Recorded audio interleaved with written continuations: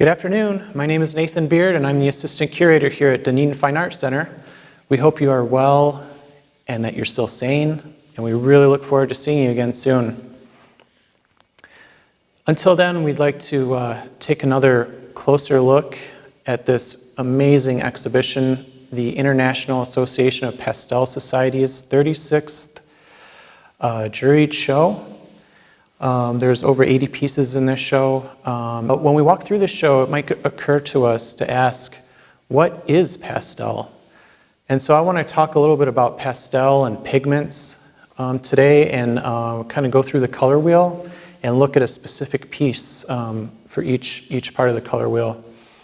Traditional pastels are a dry medium, a dry medium that is made of pigment, powdered pigment that is combined with a non-greasy binder. These days that binder happens to be usually methyl cellulose, which is a compound that is derived from cellulose, which is what makes up plant walls. So it's a non-toxic organic compound.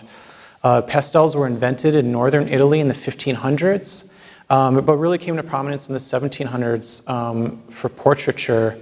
Some of the famous artists in this genre are Italian artist Rosalba Carriera and French artist Jean-Baptiste Chardin. And again, in the 1800s, the Impressionists really picked up the pastel in their plein air works.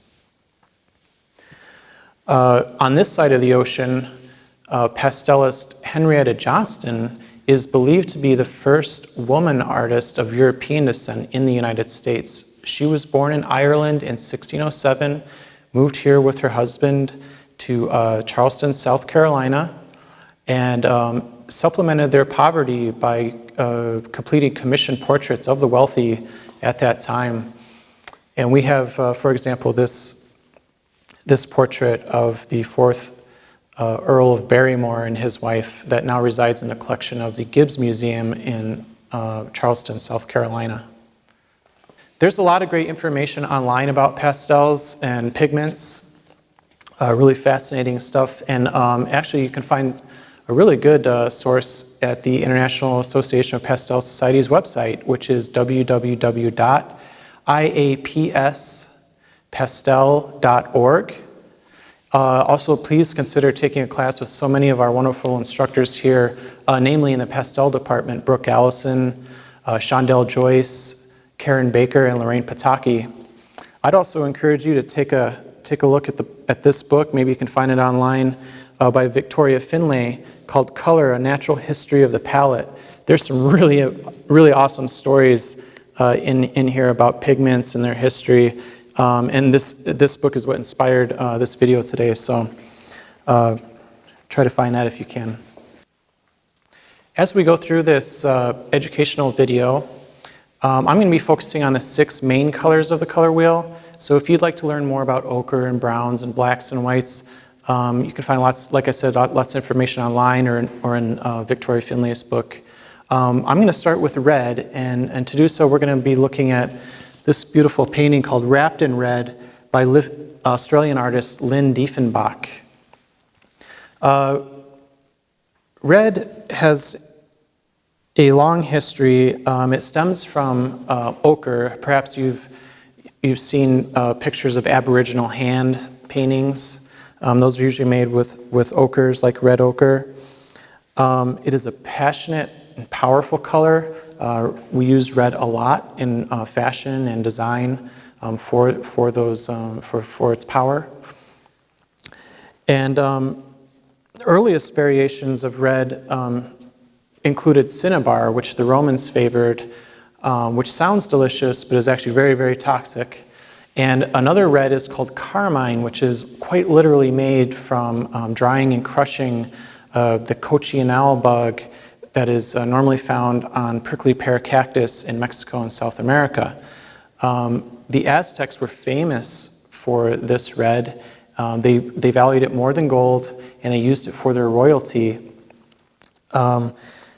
But today, carmine is used mainly to dye foods because it is not light fast, and so it doesn't really last very long on a piece of art. Orange is a color that has the ability to really draw us in with its warmth. And I think that's really exemplified by this beautiful abstract piece by Karen O'Brien called The Watermelon Waltz. You see in this piece how it has this kind of orange heart. I'm really focused in on that part of the composition. So orange is another color like red that is derived from ochre and also has a toxic past. So the Egyptians preferred a hue that was made from a mineral called realgar, which also contains arsenic. And the Romans loved a hue made from orpiment, which was equally toxic. These days, our most popular oranges are also synthetically derived, such as one that you may know, cadmium orange. Yellow is one of humanity's oldest colors and also derived from the ochre family. The horses in the Lascaux cave in France are famous for their coloration. We usually describe yellow as being fresh, bright, eternal, as evidenced by this painting called Sunshine Farm by artist Linda Conley. We have this beautiful sense of warm light, maybe evening light, could be morning light. It's a very inviting place to be. But in fact, yellow is another one of those colors that has a very kind of poisonous past. The ancient Egyptians discovered how to make Naples yellow, which was made from lead antimonite, which was, yes, very poisonous. It is also one of our oldest synthetic pigments. The recipe for Naples yellow was lost for a time, but was rediscovered in Europe during the 1700s. Today, our yellows are mainly synthetically derived, and most popular are pigments like cadmium yellow and Hansa yellow. When we think of green, we think of plants and nature. Look at this beautiful piece called Across the River by Phil Bates. He's an Oregon-based artist. Phil has used, I think, pretty much every single green in the palette. It's got evergreen, we've got some mint green, got some olive green, yellow green, blue green, evergreen. So good job, Phil, for really taking advantage of a full palette. Green has a pretty interesting past too. The Egyptians favored a pigment made from malachite, and the Greeks produced a color called verdigris. And both of these colors have a relation to copper, or are derived from copper. In Victorian times, they came up with a really incredibly toxic, in fact, one of the most toxic colors ever made, called Scheele's green, derived from arsenic. This green was put on almost everything, including wallpaper, and it is believed that the wallpaper that was in the room with French Emperor Napoleon Bonaparte was partly responsible for his death. Our synthetic choices today are much safer and quite vibrant. Two of my personal favorites are permanent green and phthalocyanine green. Is there any color more glorious than blue? Check out this piece by Gigi Hoare-Livrant, a Connecticut artist. It's called Hotel Room. The first blue was made from a mineral called azurite. Most famously, though, we have what we call ultramarine blue today, is made from a metamorphic rock called lapis lazuli that is mined almost exclusively in the northeast Afghanistan. Lapis lazuli has always been prized for its color and is very expensive to procure and produce, and for these reasons is one of the colors that has throughout history been relegated mainly for sacred or royal works. For example, a lot of the Renaissance artists would have depicted the Virgin Mary's robe in that beautiful blue. Today we have different kinds of synthetic blues like cerulean blue and cobalt blue. Really famously, we have the Klein blue made by Yves Klein, and my personal favorite, which is phthalocyanine blue.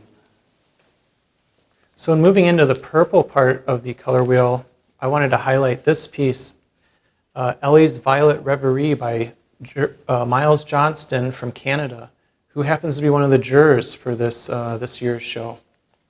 One of my favorite stories about pigments is about the color purple. So the Phoenicians made a type of purple called Tyrian purple. How they made this is really extraordinary. This type of purple is made by collecting the mucus from a certain kind of sea snail in the Mediterranean Sea. In order to make enough dye for one Roman emperor's robe, it took 12,000 of these little creatures' lives. Because of the labor involved in making this type of purple, it was very expensive and therefore only relegated to royalty, for example, the Roman emperors. But in the mid-1800s, a teenager named William Henry Perkins got tired of hauling paint around in pig's bladders, so he developed tubed paints, which were extremely popular, of course, with the Impressionists in their plein air movement, especially Monet, who loved Gough Rand's color manganese violet, which we see, of course, here. That wraps up our tour and short history of pigments and pastels. Thanks for joining us today, and I hope to see you all soon again here at the Dunedin Fine Art Center.